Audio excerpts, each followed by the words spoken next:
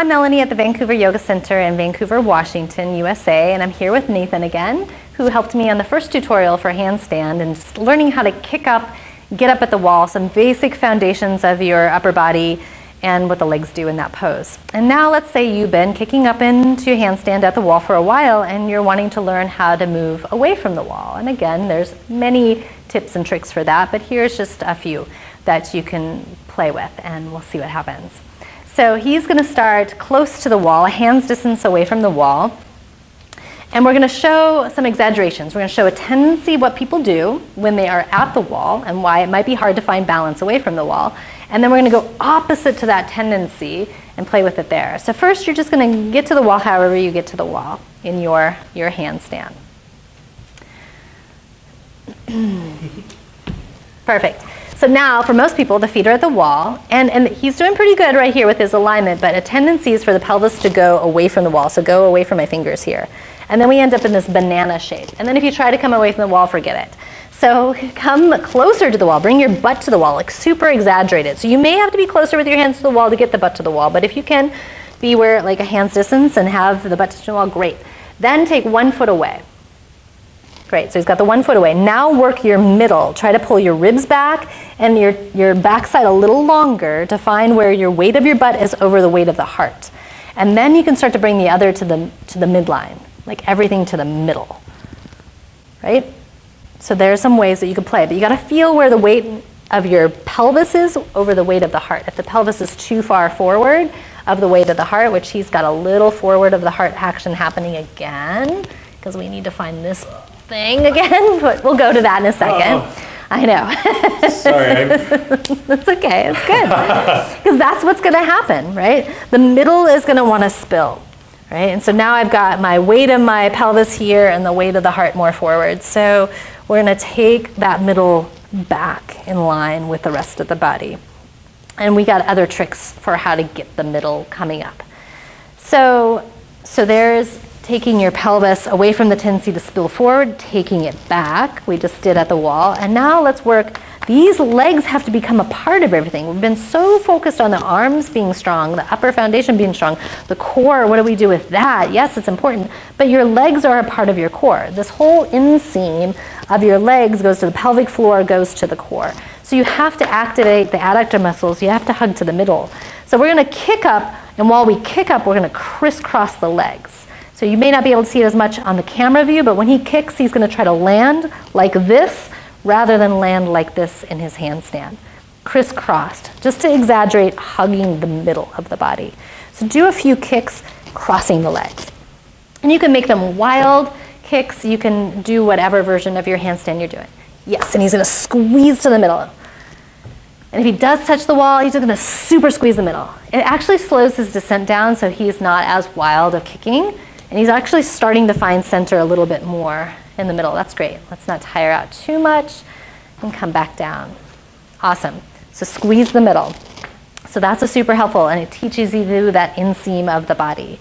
Then there is, we could be, if you're feeling brave enough, we come much further away from the wall, like a leg's length or so away from the wall, so that we could do splits and then toggle between the two legs to find our middle. Because middle is a range. It's not a static, fixed, hard position of complete, utter stillness.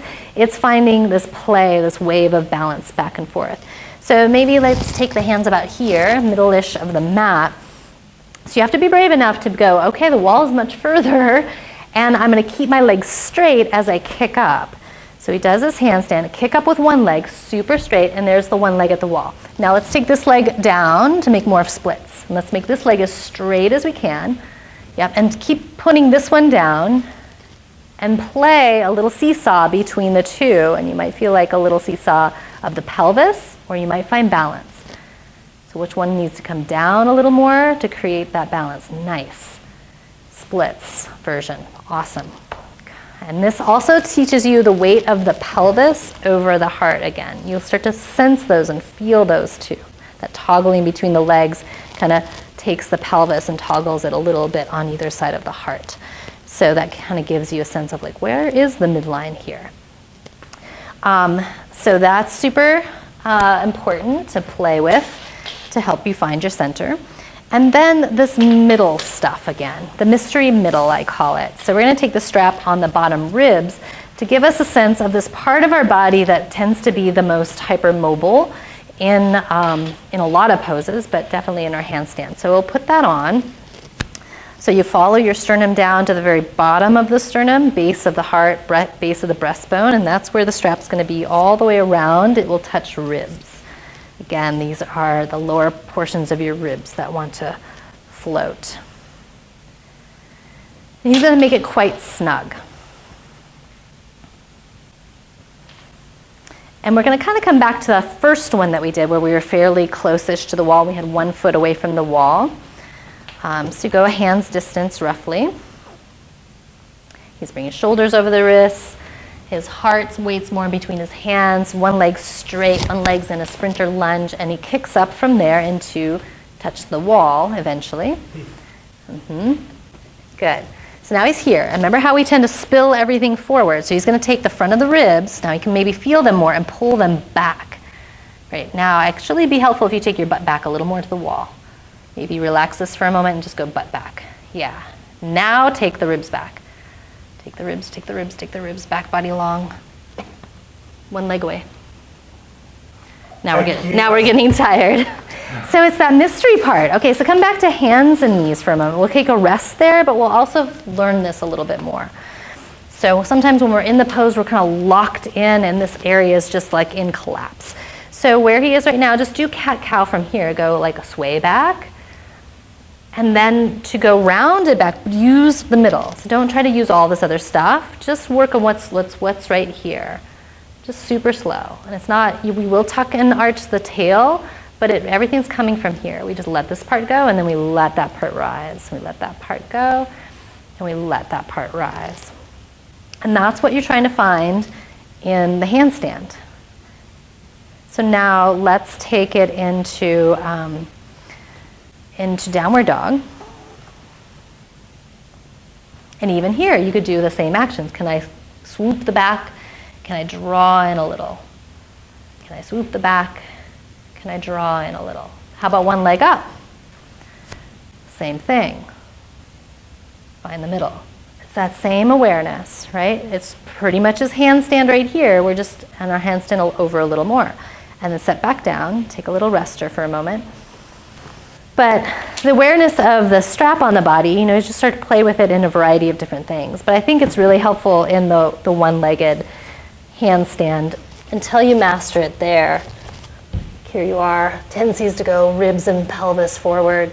Take it back, take the ribs back, right?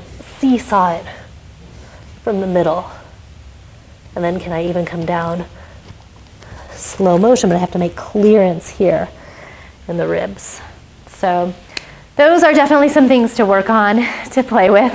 And let me know how it goes. And questions, comments, concerns, visit the Vancouver Yoga Center. And I have some online classes that you can link to from there. And we'll see you on YouTube some more. So hit the subscribe button and we'll see you soon. Bye-bye.